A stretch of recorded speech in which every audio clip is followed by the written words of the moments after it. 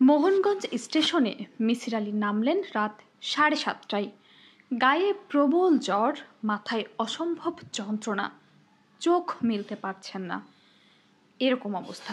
তার নিজের বোকামির জন্যই এটা হয়েছে। শ্যামগঞ্জ পর্যন্ত ট্রেনে প্রচণ্ড ভিড় ছিল। কামরায় লেখা 50 জন বসিবেন, বসেছে 50 জন, আর 50 জন দাঁড়িয়ে। অসম্ভব গরম। বাথরুমের খোলা দরজা দিয়ে আসছে উৎকট দুর্গন্ধ। বারবার মিসির আলীর নিঃশ্বাস বন্ধ হয়ে আসছিল। নরক যন্ত্রণা বোধহয় একেই বলে। যাত্রীদের মধ্যে একজন রোগী আছে যে কিছুক্ষণ পরপর গো গো শব্দ করছে। সেই শব্দ শুনে মনে হয় এক্ষুনি বোধহয় তার প্রাণবিয়োগ হবে। ভয়াবহ অবস্থা। মিসির আলী শ্যামগঞ্জে নেমে পড়লেন। খোলা জায়গায় কিছুক্ষণ দাঁড়িয়ে বুক ভর্তি করে নিঃশ্বাস নেবেন এ আশাই। ট্রেন ছাড়ার সময় হঠাৎ মনে হলো ছাদে বসে গেলে কেমন হয়। অনেকেই তো যাচ্ছে, বাতাসের অভাব হবে না সেখানে। গ্রামের ভেতর দিয়ে ট্রেন যাবে, টাটকা বাতাস পাওয়া যাবে। তিনি ছাদে উঠে পড়লেন। ছাদের অবস্থা বেশ ভালো, চমৎকার হাওয়া। মিসির আলী নিজেকে ধন্যবাদ দিলেন ঠিক সময়ে ঠিক সিদ্ধান্তটি নেবার জন্যে। সিদ্ধান্ত ঠিক ছিল না। হিরণপুর আসবার আগেই আকাশ অন্ধকার হয়ে গেল। প্রবল বাতাস বইতে শুরু করলো। ধরবার মতো কোনো ব্যবস্থা নেই। তার মনে হতে লাগলো যে কোনো মুহূর্তে তাকে উড়িয়ে নিয়ে চাষা খেতে ফেলবে। জীবনের ইতি হবে সেখানেই। বাতাসের সঙ্গে সঙ্গে বর্ষণ। বৃষ্টির ফোঁটা সূচের মতো গায়ে বিঁধছে। আর কি ঠান্ডা, যেন বরফ থেকে গলে গলে পড়ছে। একটা ভালো অভিজ্ঞতা, কিন্তু এই অভিজ্ঞতার কথা অন্যকে বলার মতো সুযোগ কি আর হবে? মিসির আলী বাতাসের ঝাপটা সামলাবার চেষ্টা করছেন। ছাদের উপরে বসা মানুষগুলোর কেউ কেউ আজান দিতে শুরু করেছে। আল্লাহকে খুশি করার চেষ্টা। আল্লাহ খুশি হলেন কি না বোঝা গেল না। ঝড় বৃষ্টি কিছুই কমল না, তবে ড্রাইভার ট্রেন দাঁড় করিয়ে ফেলল। ছাদের উপরে বসে থাকা অসহায় আজানের শব্দ নিশ্চয়ই তার কানে গিয়েছে। আজানের ধ্বনি একেবারে বৃথা যায়নি। ঝড় আধা ঘন্টার মতো স্থায়ী হলো। এর পরের 20 মিনিটের মধ্যে মিসির আলীর গায়ের তাপ হু হু হু করে বাড়তে লাগলো। মোহনগঞ্জ স্টেশনে নেমে তার মনে হলো প্ল্যাটফর্মেই শুয়ে পড়বেন। স্যার, আপনি কি মিসির আলী? আমি চৌধুরী বাড়ি থেকে আপনাকে নিতে এসেছি। ও আচ্ছা। আপনি কোন ট্রেনে আসবেন সেটা বলেন নাই। আমি সকাল থেকে সব কটা ট্রেন দেখেছি। খুব কষ্ট দিলাম না? জি স্যার, তা দিলেন। মিসির আলী হেসে ফেললেন। বেশ ছেলেটি, বুদ্ধিমান এবং স্মার্ট। কথাবার্তায় কোনো গ্রাম্য টান নেই। কি করো তুমি? এখানকার কলেজে বিএ পড়ি, চৌধুরী বাড়িতে থাকি। নাম কি তোমার? জহুরুল হক। জহুরুল হক সাহেব, চলো রওনা হওয়া যাক। চলুন। আপনার মালপত্র কোথায়? মালপত্র কিছুই নেই। একটা হ্যান্ডব্যাগ ছিল, সেটা বাতাসে উড়ে গেছে। বাতাসে উড়ে গেছে মানে? ছাদে বসে এসেছি তো, ঝড়ের মধ্যে পড়েছি। বলেন কি? কি সর্বনাশ! শোনো জহুরুল, এখান থেকে যাওয়ার ব্যবস্থা কি? আমার কিন্তু হাঁটার ক্ষমতা নেই। হাঁটা ছাড়া তো যাওয়ার কোনো ব্যবস্থাও নেই। নদীতে এখন পানি হয়নি, নৌকা চলে না। মিসির আলী একটা দীর্ঘ নিঃশ্বাস ফেলে পথে নামলেন। সেখানে আবার তাকে বৃষ্টিতে ধরল। তার জ্বরের ঘোর কাটতে 2 দিন লাগলো। পুরোপুরি আচ্ছন্ন অবস্থা গেল এ 2 দিন। সবকিছু স্বপ্ন দৃশ্যের মতো। যা দেখেন তাই মনে হয় কাটা কাটা খণ্ডচিত্র। একটির সঙ্গে অন্যটির মিল নেই। একটি অপরূপ রূপবতী মেয়েকে প্রায়ই উদ্বিগ্ন মুখে তার পাশে বসে থাকতে দেখেন। এই মেয়েটিই বোধহয় নাজনীন। মেয়েটি মাথায় পানি ঢালে, মাথার চুল টেনে দেয় এবং অত্যন্ত নরম স্বরে জিজ্ঞেস করে, চাচাজি, এখন কি একটু ভালো লাগছে? বলুন, ভালো লাগছে? তার ভালো লাগে না। শুধু মেয়েটিকে সান্ত্বনা দেওয়ার জন্য বলে, ভালো লাগছে মা, বেশ ভালো লাগছে। একজন বয়স্ক মহিলাকেও প্রায় সর্বক্ষণই তার ঘরের চেয়ারে বসে থাকতে দেখেন। ইনি বোধহয় নাজনীনের মা। এই মহিলাটি কথা টথা বলেন না। 24 ঘন্টা থাকবার পরিকল্পনা নিয়ে এসেছিলেন, তাকে থাকতে হলো 1 সপ্তাহ। 4 দিনের দিন তিনি নিজের ঘর থেকে বেরোলেন এবং খানিকক্ষণ হাঁটাহাঁটি করে আবার জ্বর বাঁধিয়ে ফেললেন। সেই জ্বর পুরোপুরি ছাড়ল না কখনো, তবে এর মধ্যেই সেসব কাজ করবার কথা সব করলেন। প্রথম কাজ ছিল ফিরোজ এসে যেসব জায়গায় গিয়েছে সেসব জায়গায় যাওয়া। দেখা গেল সে খুব বেশি বেড়ায়নি, তবে বাড়ি এবং শিয়ালজানি খালের দুইয়ের মধ্যেই তার গতিবিধি সীমিত ছিল। একদিন শুধু উত্তরবন্ধ বিলে গিয়েছিল মাছ ধরা দেখতে। সেখানে সে নিজেই নেমেছিল মাছ মারতে। তখন শিং মাছ কাটা ফুটিয়ে দেয়। সে ভয়ে অস্থির হয়ে পড়ে।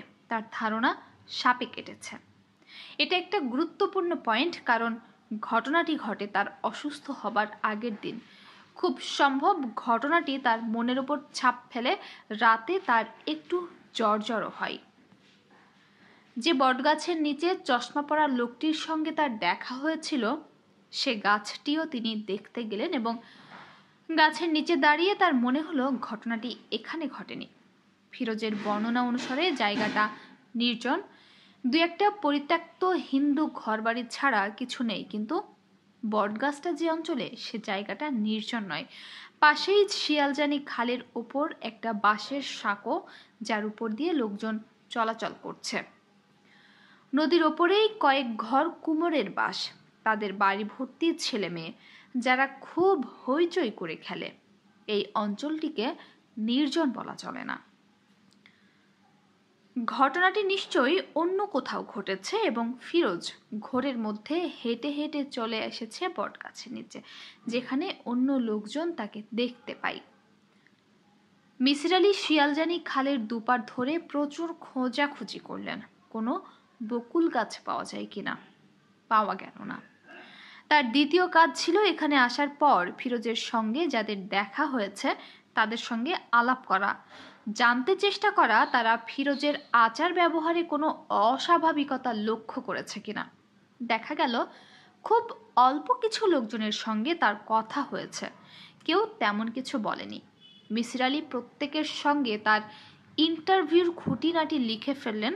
কয়েকটি নমুনা: মোসাম্মত সালিহা বেগম, বয়স 50 থেকে 55, আজমল চৌধুরীর মা, পর্দাশীল, কম কথা বলেন, রাতে চোখে ভালো দেখতে পান না।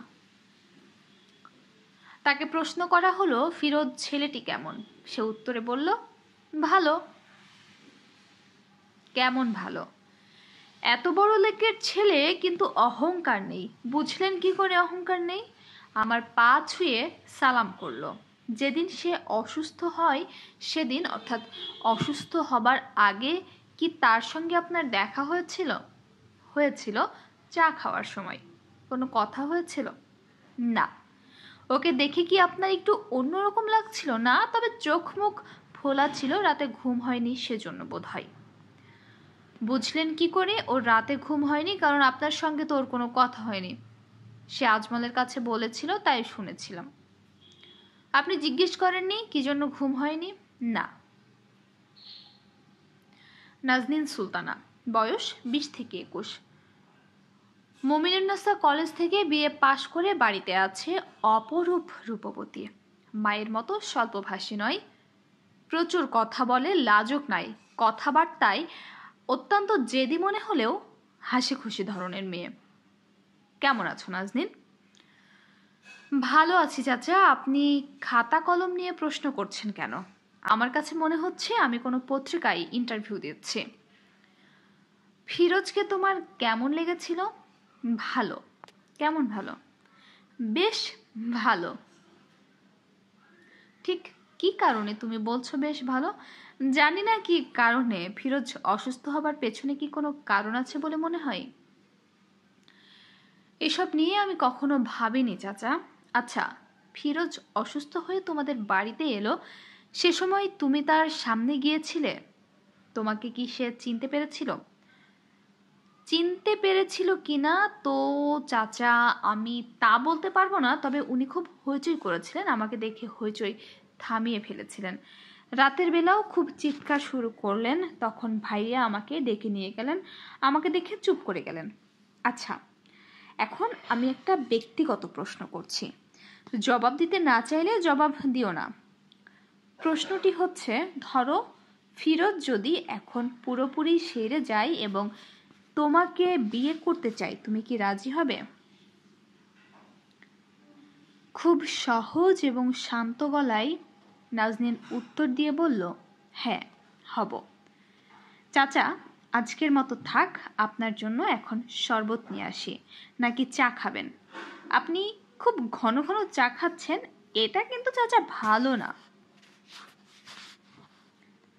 হরিপ্রসন্ন রায়, MBBS, স্থানীয় ডাক্তার, বয়স 40 থেকে 45, ব্যস্তবাগীশ লোক, এই অঞ্চলে তার খুব প্রসার আছে। ইন্টারভিউ চলাকালে দুজন লোক তাকে নিতে এলো, কথা বেশি বলেন। আপনি কখন রোগীকে দেখতে এলেন?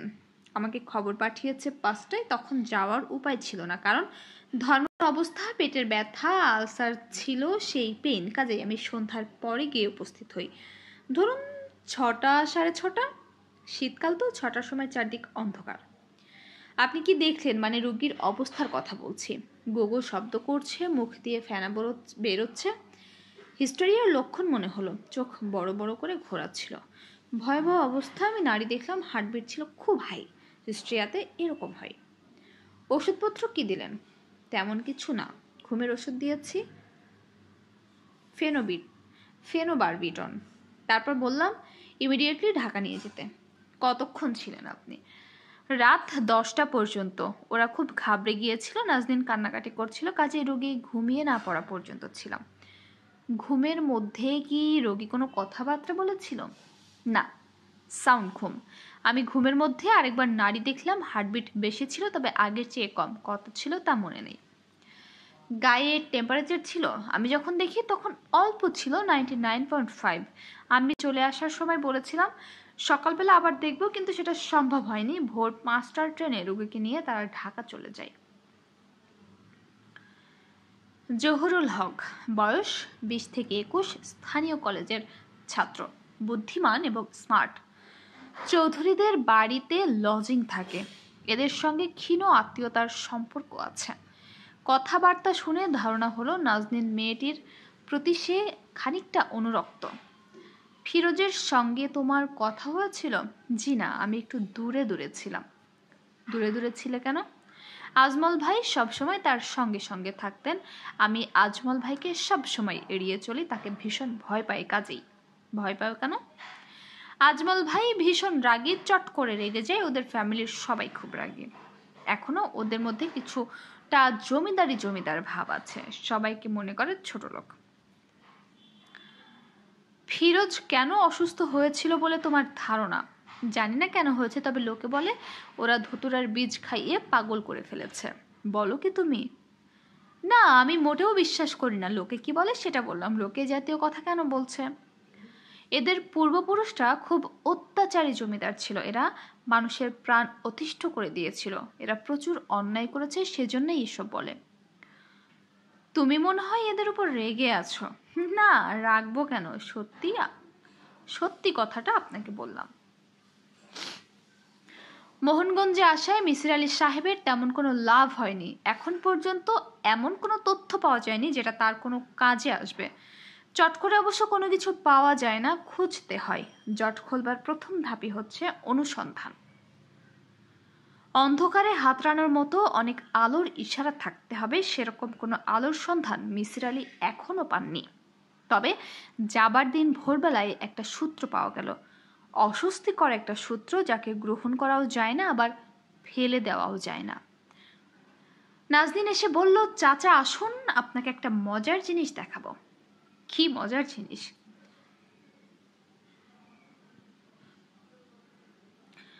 আমাদের এক পূর্বপুরুষ পিতলের একটা কলসি পেয়েছিলেন, কলসি ভর্তি ছিল মোহর। সেই মোহর পেয়েই তারা জমিদার হলো। কলসিটাই কোনো বিশেষত্ব আছে? না, সাধারণ কলসি, তবে অমাবস্যার সময় এটা ঝনঝন শব্দ করে। তুমি নিজে শুনেছ? না, তবে অনেকেই শুনেছে। আমি আর ভাইয়া এক অমাবস্যার রাতে কলসির পাশে জেগেছিলাম, কিছু শুনতে পাইনি। মিসির আলী হাসি মুখে বললেন, প্রাচীন মোহর ভর্তি কলসি এ জাতীয় গল্প খুব প্রচলিত, তবে এসবের কোনো ভিত্তি নেই। চাচা, অনেকেই কিন্তু শব্দ শুনেছে। হয়তো ইঁদুর ভেতরে ঢুকে গিয়েছিল, ইঁদুর শব্দ করেছে। মিসির আলী কলসি দেখার জন্য কোনো রকম আগ্রহ বোধ করলেন না, শুধুমাত্র নাজনীনের মন রক্ষার জন্য সঙ্গে গেলেন। দোতলার উত্তরের সবচেয়ে শেষের ঘরটির তালা খুলল নাজনীন। মিসির আলীর শির দ্বারা দিয়ে একটা ঠান্ডা স্রোত বয়ে গেল। কলসির কারণে নয়, এ ঘরে কয়েকটি পুরনো পেইন্টিং আছে। তাদের একটিতে খালি গায়ে একটি লোক ঘোড়ার পিঠে বসে আছে, তার পরনে কালো রঙের প্যান্ট, চোখে সোনালি চশমা, শুকনো ধরনের কঠিন মুখ।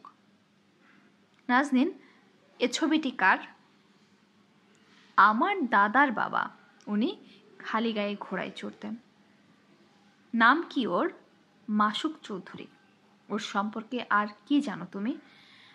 বিশেষ কিছু জানি না, শুনেছি খুব অত্যাচারী ছিলেন। এরপর একদিন সন্ধ্যাবেলা ঘোড়ায় চড়ে আসছিলেন, হঠাৎ প্রজারা তাকে ঘিরে ফেলে। তারপর আবার কি? মেরে ফেলে, লোহার রড দিয়ে পিটিয়ে মারে। চাচা, এই দেখুন কলসি, আবার কি কি যেন লেখাও আছে গায়ে। চেষ্টা করে দেখুন পড়তে পারেন কিনা। পালি ভাষায় লেখা। লেখাপড়ার ব্যাপারে তিনি বিন্দু মাত্র উৎসাহ বোধ করলেন না।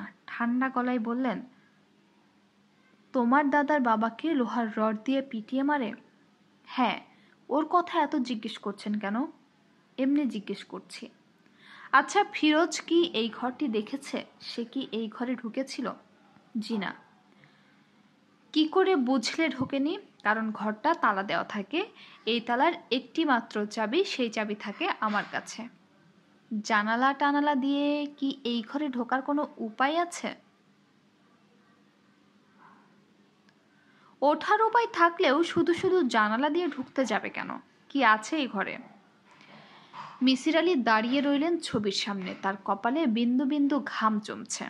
তিনি জট খুলতে চেষ্টা করছেন, কিন্তু জট খুলছে না, আরো পাকিয়ে যাচ্ছে। ফিরোজ যদি একবার এই ঘরে ঢুকতো তাহলে সমস্ত ব্যাপারটাই অনেক সহজ হয়ে যেত।